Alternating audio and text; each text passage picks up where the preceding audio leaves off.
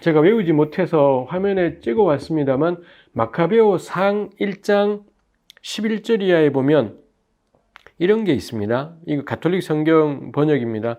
그 무렵에 이스라엘에서 변절자들이 생겨 많은 이들을 이러한 말로 꾀었다.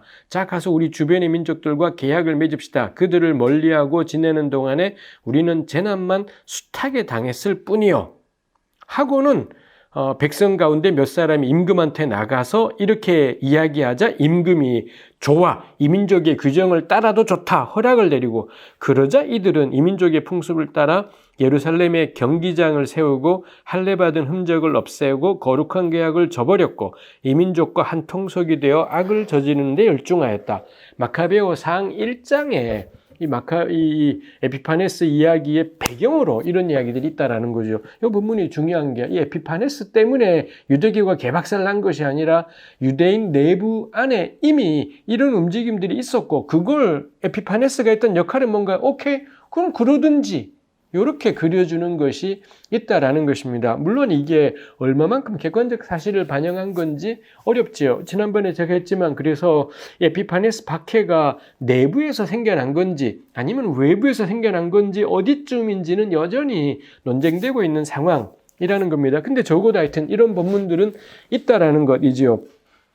이민족들, 여기 다시 한번 마카베오 상을 읽을 때는 저자의 관점이 또렷하기 때문에 저자는 이런 사람을 변절자라고 딱 규정을 해버려요. 아마 이 관점으로는 예수님은 변절자일 겁니다. 그리고 바울도 확연한 변절자 가 될 겁니다. 이방인들하고 같이 어울려 다니느라 할례도 행하지 않고요. 그래서 이 바울 같은 경우는 유대인에게는 유대인처럼, 이방인에게는 이방인처럼, 이거 이 마카베오 상의 저자가 보면은 에라이 변절자야, 배교자야라고 딱 들을 이야기라는 것입니다. 그렇다면 이 이야기는 사실은 이 바울이 늘 말했던 것처럼, 그리고 예수께서도 얼핏 보이셨던 것처럼 유대인이 개뿔 뭔데, 뭐가 하나님의 백성인데에서 혈통과 민족을 넘어서는 일들을 이 마카베오 상 1장 11절 이하에서 보여주는 것이 있죠. 할례받은 흔적을 없앴대요. 왜냐하면 이 경기장인 김나지움입니다. 김나지움은 전에 했지만 귐노스, 벌거벗고 운동을 하는 곳이다 보니, 벌거벗다 보니 남자들 같은 경우에 할례 흔적이 나타나고, 이래서는 이거 없애는 2차로 그걸 없애는 수술들을 받아서는 마치 안 한 것처럼 뭐 이런 것들이 있는 것이지요. 이거 우리 그래서 마카베오 상 저자가 보기에는 천하의 나쁜 놈들이지만, 문제는 1세기 기독교는 이제 점점 유대인들인데도 할례를 안 행하는 사람들이 생겨나게 된다라는 거고, 이 바울 같은 경우 이 문제 때문에 난리법석이었고, 사도행전 15장 1차 예루살렘 공의회에서도 역시 할례를 어떻게 할 거냐 문제 가지고 시끄러웠던 것이 있었더라 라는 것입니다. 그래서 저는 이 당시에 변절자라고 규정된 사람들을 일방적으로 매도할 수는 없겠다 싶은 것입니다. 그래서 이분들은 뭐가 야훼 신앙인데, 뭐가 우리 신앙인데 라고 할 때, 이분들은 할례는 이방인하고 저들하고 우리를 딱 선을 갈라버리는 것이 됩니다. 할례, 안식일, 정결규례 이 세 가지의 특징이 뭔가요? 금긋기예요.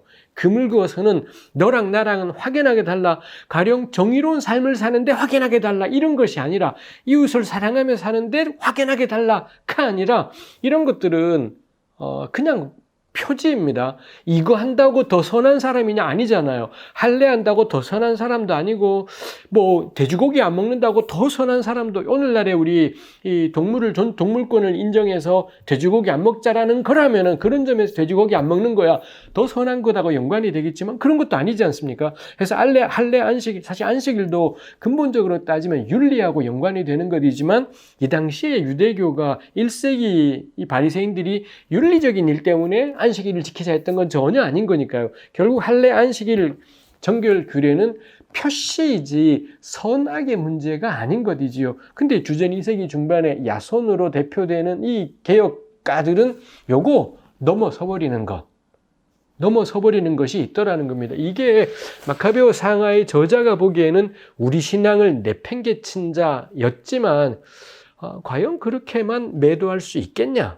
라는 문제가 있고, 오늘 우리는 이거 넘어서버린 문제, 였다라는 겁니다. 그래서 정말로 이 사람들에게 지적을 많이 할 수 있다면 저는 사실 이 사람들에게는 철저하게 톱다운 방식입니다. 위로부터 권력하고의 가까운 관계를 이용해서 이 셀류커스 왕가의 지지와 허락 위에서부터 개혁시켜 나간 이런 조치였다라는 거고요. 그에 반해 예수님과 바울은 그 양아치 같은 권력자들하고 들러붙지 않았어요. 이 대제사장 계층의 허락 같은 거 필요 없었고요. 로마 총독한테 허락 같은 거 필요 없었고요.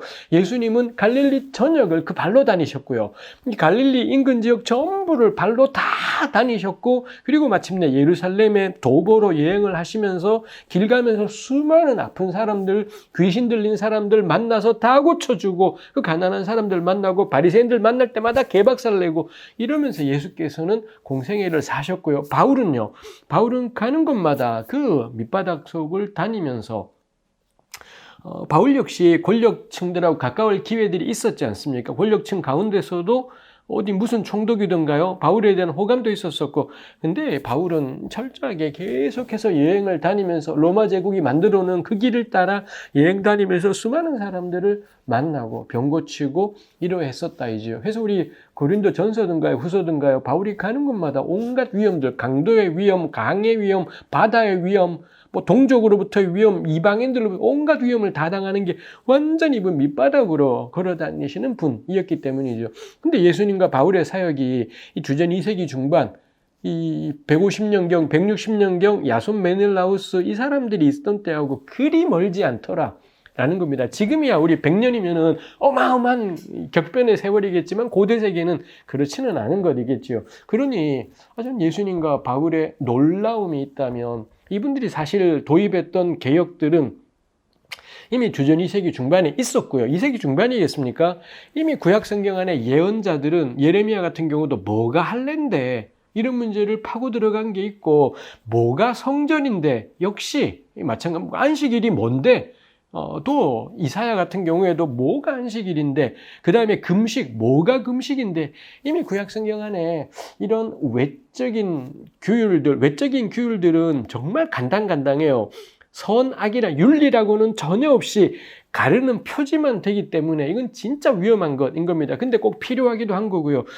그래서 요것 때문에 이 윤리와는 아무 상관이 없는 그저 표지인 것들은 언제나 문제가 될 수 있기 때문에 구약 성경에서는 예언자들은 계속 요 문제 파고 들어가서 뭐가 다윗인데 이걸 묻는 거고요. 뭐가 예루살렘인데를 계속 묻지 않습니까? 해서 예수님과 바울도 저는 그 맥락 속에 있다 싶은 것입니다. 그래서 예수님과 바울의 문제적인 새롭지 않습니다. Nothing new라고 저는 늘 그 생각이 들어요. 신약 성경이 뉴 테스타먼트인데 what is new? 뭐가 새로운 건지를 좀 잘 모르겠다. 제가 구약을 공부하면 공부할수록 뭐가 새롭지 싶은 것이 있습니다. 바울이 새 언약, 바울이 처음으로 고린도 후서 3장이든가요? 새 언약은 사실 예레미야 31장에 나오는 게 가장 처음 언급되는 것이지만 바울이 표현하는 새 언약이 지금 우리가 생각하는 신약하고는 차이가 있다 싶은 것이 있습니다. 하여튼 그로는 우리가 번질 일이 아닌 것인 거겠고요. 그래서 그러다 보니 제가 수도 없이 반문을 듣죠. 그럼 당신은 예수 왜 믿냐고 이렇게 늘 듣게 되고 그렇습니다만 전 예수님이 아니었으면 구약을 알 길이 없었습니다. 제가 구약을 발견한 건 예수님 때문이었지, 예수님 아니었었으면, 예수님을 제가 제 삶의 주님이 아니셨었으면 제가 구약을 읽을 일이 없는 것이기 때문에 그렇습니다만, 하여튼 이거 글로 갈 일은 아닌 것인 거겠습니다. 해서 이 에피파네스 박해 시기에 유대교에서 일어났던 일들에 대해서 저는 우리가 잘 돌아보아야 될 것이 있겠다 싶은 것이 있습니다. 그럴 때 오늘 우리가 문제가 되는 거지요. 결국 에피파네스 박해로 인해서 너무 많은 사람이 죽었습니다. 그래서 그때 이 사람들에게는 돼지고기 안 먹는 게 목숨이었고요. 그 다음에 안식일 준수, 할례 준수가 목숨을 걸고 지켜낸 것들이었다라는 겁니다. 근데 문제는 그 뒤로 에피파네스 시대가 끝나고 그 다음 임금이 되면서 에피파네스 때 이미 그 박해 조치는 다 철회됐습니다. 유대인들로 하여금 다시 조상의 율법을 따라 살아갈 권리가 다 인정이 되었고 그로에 떨었습니다. 이제 더 이상 할례가 목숨 걸 일이 아니고 안식일이 목숨 걸 일이 아닌 거죠. 근데 이 박해 시기가 가지고 온 가장 큰 비극 중에 하나는 이제는 유대교가 그런 외적인 규례들이 전부가 되어버린 이런 걸로 그게 이런 걸로 굳어지게 되는 것이 있고 저는 그게 1세기 유대교까지도 이어진다 싶은 것이 있습니다. 마카베오 상하가 그래서 특정한 편향된 시각도 있지만 어쨌거나 마카베오 상하는 역사, 그들에게 일어났던 역사를 통해서 야훼 하나님의 함께 하심을 증언하고 싶은 책이지 않습니까? 이때까지만 해도 유대교의 관심 안에, 유대신앙, 유대교 신앙의 관심 안에는 구약에 이어지는 신앙의 관심 안에는 역사라는 게 있습니다. 역사를 통해 야훼 신앙을 드러내고 보여주는 것이 있죠. 우리 열왕기 상하, 역대기 상하, 에스라, 느헤미야 다 마찬가지입니다. 그 다음에 우리 출애굽기, 레위기, 민수기, 신명기, 레위기에는 역사 얘기는 아주 조금밖에 없지만 하여튼 일들을 통해, 내러티브들을 통해, 사건들을 통해 일어났던 일들에 대한 표현을 통해 야훼 신앙을 드러내는 것이 있지 않습니까? 근데 유대교는 저는 마카베오 상하 이래로 이제 더 이상 이야기를 통해 역사를 통해 유대교 신앙을 표현하지 않게 되었다 싶은 것입니다. 단적인 것이 미슈나나 탈무드 같은 것, 이제 온통 규례입니다. 법률 중심의 신앙으로 바뀌어가게 된 것. 물론 미슈나와 탈무드도 성전 파괴, AD 70년에 성전 파괴 이후에 유대교 신앙을 지키려는 노력에서 생겨난 것인 거고요. 그리고 이 미시나와 탈무드 형성이 지금까지도 유대교 신앙을 전 세계에서 살아있게 만드는 굉장히 큰 역할을 했을 것인 거겠습니다. 그래서 이에 대해서 결코 이 기독교인이 함부로 깝죽댈 일은 아니겠다 싶은 것이 있습니다만 어쨌거나 유대교 신앙이 그렇게 법률 중심으로 되어간 것이 있죠. 그렇지만 반면에 동일한 전성을 가지고 있던 기독교의 책은 복음서에 나타나는 것처럼 예수님의 삶이 있고요. 그 다음에 사도행전과 같은 책들이 있어서 저는 그 다음에 바울서신도 마찬가지인 거고요. 법률 중심으로 흘러갔다라고 볼 수는 없는 것 같아요. 여전히 기독교의 신약 성경에는 사실 구약은 공통유산인 거고요. 그 공통유산인 구약이 이 제2성전기를 거치면서 미시나와 탈무드 방향으로 가는 게 유대교라면 이 공통유산에서 신약 성경으로 나타난 게 기독교인 거죠. 기독교와 유대교는 공통유산인 구약과 제2성전기에 대한 서로 다른 반응, 서로 다른 열매가 맺힌 것이 미시나와 탈무드 신약 성경이라고 할 수 있겠습니다. 그 점에서 저는 이 기독교의 신약 성경은 여전히 저는 역사라는 맥락 속에서 이 신앙을 표현해 갔다 싶은 것이 있습니다. 그거 우리가 생각해 볼 수 있겠고요. 그리고 또 하나가 그래서 그렇게 율법 위주, 외적 규례 위주 있잖아요. 그런 것들이 저는 언제 의미가 있느냐? 저는 방어적인 상황이라고 생각합니다. 아마도 유대교가 법률 중심으로, 미슈나 탈무드의 법률 중심으로 가게 된 것도 제가 함부로 말할 수 있는 건 좀 더 공부가 필요한 일이겠다 싶습니다만 이후 유대교가 겪어야 되었던 핍박과 박해 상황도 연관이 있겠다 싶은 것이 있습니다. 근데 문제는 더 이상 박해 상황이 아닌데도 이 외적 규례를 고수하게 될 때 그 규례들은 저는 얽어매는 것들이 되겠다 싶은 것이 있습니다. 그래서 저는 한국교회도 마찬가지인 것 같아요. 더 이상 한국교회는 조상제사 같은 건 기독교 신앙하고 좀 크게 상관없는 이야기다 싶은 것이 있습니다. 어떤 경우는 이것 때문에 사람이 죽고 살아요. 그때는 이게 기독교 신앙의 핵심으로 지켜내야 되는 것이 있겠지만 지금은 저는 그렇지는 않다 싶어요. 11조와 주일 성수 더 이상 저는 그게 기독교 신앙의 핵심 가치라고 보기는 어려운 시대가 되었다 싶은 것이 있습니다. 근데 이렇게 바뀌어온 상황이 있는데도 신앙이 그런 외적 규례 내세울 때는 늘 신앙이 방어적인 태도일 때입니다. 공격에 대해서 막으려는 방어적인 태도는 우리는 극도의 소수이고 격렬한 핍박이 올 때 그때 필요한 건 방어적인 태도가 필요할 겁니다.